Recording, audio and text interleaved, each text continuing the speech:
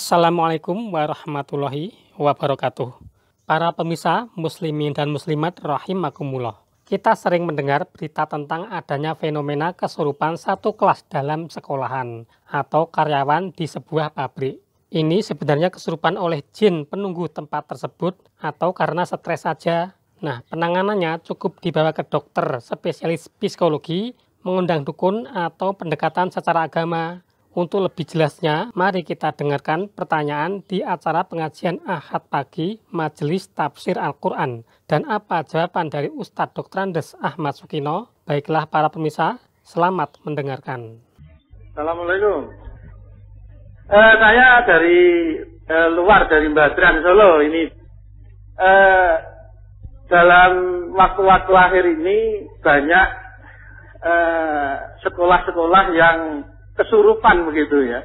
Jadi beberapa tempat ada yang di Jogja, di Surabaya, di Tegal, di Medan dan sebagainya. Kok ada gejala sekelompok siswa kesurupan. Nah, untuk menghadapi keadaan seperti ini, kita lebih baik pendekatan ke agama atau ke medis.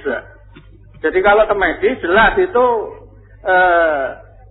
situasi mental yang sedang down, sehingga pengobatannya itu cukup dikasih obat penenang, nanti sekitar setengah jam atau 1 jam sudah sembuh.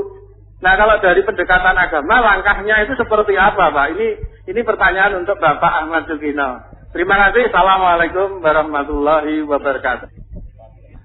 Terima kasih. Saya garis bawahi pertanyaan dari Bapak dari Badran tadi. Sekarang banyak sekolah-sekolah yang kesurupan murid-muridnya, bahkan mungkin gurunya kesurupan juga. Lebih baik dengan pendekatan medis atau dengan agama. Saya rasa kedua-duanya bisa ditempuh. Tadi sudah Bapak katakan bahwa medis itu mentalnya sedang down, dah diobati, kasih penenang, setengah jam sembuh. Saya dari pendekatan agama supaya tidak down lagi mentalnya, bagaimana? Maka harus dicelup dengan Al-Quran.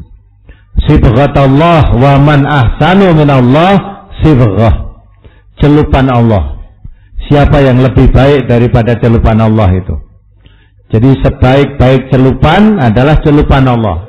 Celupan itu artinya pewarna kan? Jadi kalau orang hidup itu diwarnai dengan pola hidup Al-Quran, pola hidup Al-Hadis, dalam arti pola hidup agama Islam. Kalau kita bicara agama ya mesti Islam lah, karena tidak ada agama selain Islam kan. Nah, sehingga kalau kita hidup ini diwarnai dengan Islam, insya Allah stres-stres tadi dan mental tadi akan hilang. Jadi kita harus yakin kesurupan-kesurupan setan seperti kesurupan demit, kesurupan ini tidak ada. Kita harus tidak yakin kalau ada kesurupan. Nanti kalau sudah percaya dengan kesurupan itu akhirnya dipanggilkan pemburu hantu nanti, ya kan? Tidak ada, tapi jelas itu karena stres. Karena tekanan mental yang sangat berat. Mengapa sampai demikian? Nah, orang stres-stres itu biasanya urusan-urusan duniawiyah.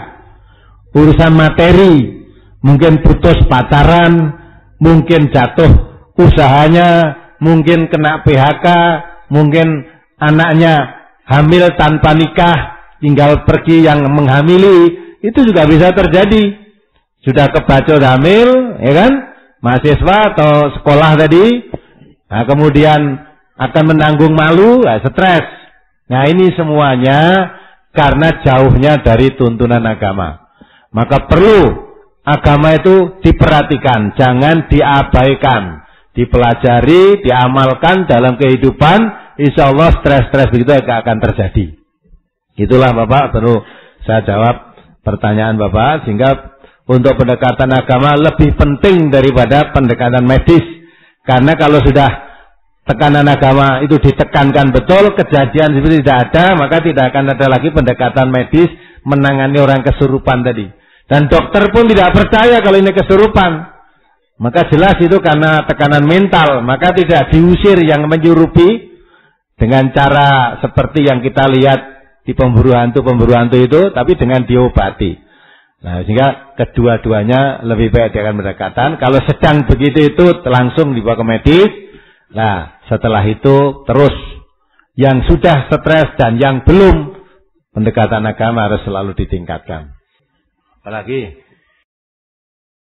Di daerah saya belum banyak yang ngaji di MTA. Kebanyakan warga di sana tidak menyukai keberadaan MTA. Bahkan akhir-akhir ini di desa saya ada konflik tentang agama atau kepercayaan. Tolong saya diberi saran, masukan, dan pendapat apa yang harus saya lakukan untuk dapat membuat percaya mereka. Apakah saya harus diam atau bagaimana, Ustaz? Yang penting kamu ngaji terus, hasil kajimu diamalkan dalam kehidupan. Terus sesekali masyarakatmu tuh diajak kalau mau. Kalau tidak mau ya sudah. Ra gelem teko kene, kandhanane kon ngrungokke radio ya, di rumah. Nah, itu suatu langkah dakwah kalau mau sambil kamu doakan. Ya, sebanyak-banyak yang tidak mau, mesti ada yang mau. Itu harus kita yakini itu. Islam tuh sebanyak-banyak yang menolak, mesti ada yang menerima.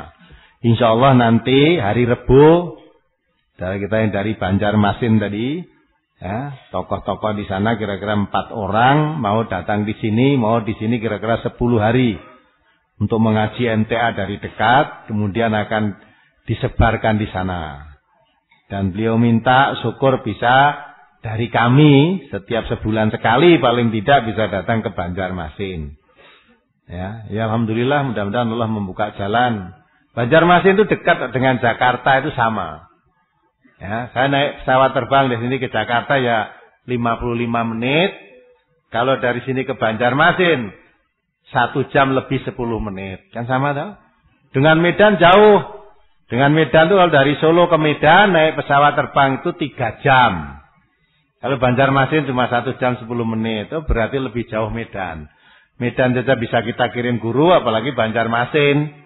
Lebih bisa kan? Nah, kita sanggupi. Jadi kemarin saya ada di 2 tempat, Banjarmasin dan Banjarbaru. Banjarbaru itu pemekaran dari Banjarmasin. Jadi Banjarmasin Kota Madya sendiri, Banjarbaru Kota Madya sendiri. Nah, terus itu sebagian ada yang dari Martapura. Kapolwil dulu, Pak Kapolwil Pak Abdul Majid itu asalnya dari Martapura. Sekarang beliau di Jakarta, maka kemarin saya ke sana, saya kabari, wah beliau ya senang, mudah-mudahan MTA bisa berkembang di sana. Saya asalnya dari Martapura, tapi saya tinggalnya di Banjarmasin. Sekarang di Jakarta beliau. Jadi nantilah kita tunggu. Jadi yang jauh-jauh saudara ya. Ini seperti bapak-bapak saya yang dari Banjarnegara mau ke sini, mau minggu pagi ini direwangi harus nginep 1 malam tadi malam datang ke sini. Mengeluarkan biaya harus bermalam di sini. Yang Banjarmasin apalagi ya. Itu yang jauh-jauh. Tapi yang dekat-dekat melangkah ngono tekan malah ora butuh. Ya. Biasane wis cedak-cedak wis ngabar ya. Kaya dukun kuwi lho, le cedak tamune malah ado-ado. Aja dipadake dukun. Dukun. Kalau cedak-cedak ora gelem teko ning dukun iki wis ngerti. Alah kuwi ora iso. Lah sing ado-ado iki ora ngerti. Nek Quran yang dikaji ado apa cedak, Quran dan sunnah ini berlaku bukan untuk ini. Seluruh umat Islam membutuhkan itu. Nek dukun tadi mungkin cedak ngerti ora butuh dukun. Nek lara ranyang dukun yang dokter langsung ado-ado ana iki krungune kok kono, wah nek dukun tiban iso ngobati tanpa disentuh. Operasi tanpa nganggo alat. Nah, itu lah. Waduh krungu. Mara rene. Dah kayak banyu putih kon maca Yasin terus diidoni banyune kon ngombe. Mandi ceritane ngono. Nah, itu dah. Sing ado-ado sing cedak wis gila wong ngerti ling idoni. Itu nih lah, ada orang ngerti. Nah, maka itulah. Maka orang mempelajari Al-Quran jangan disamakan dengan dukun. Nah, supaya dia bisa mengetahui itu semuanya. Demikianlah, mudah-mudahan bermanfaat, bisa dipahami. Baiklah, pengajian pada siang hari ini mari kita akhiri. Alhamdulillahirabbil alamin. Subhanakallahumma wa bihamdika asyhadu an la ilaha illa anta astaghfiruka wa atubu ilaik. Assalamualaikum warahmatullahi wabarakatuh. Demikianlah para pemirsa semuanya pembahasan kita untuk pertemuan kali ini. Semoga menambah khasanah ilmu yang kita miliki. Wassalamualaikum warahmatullahi wabarakatuh.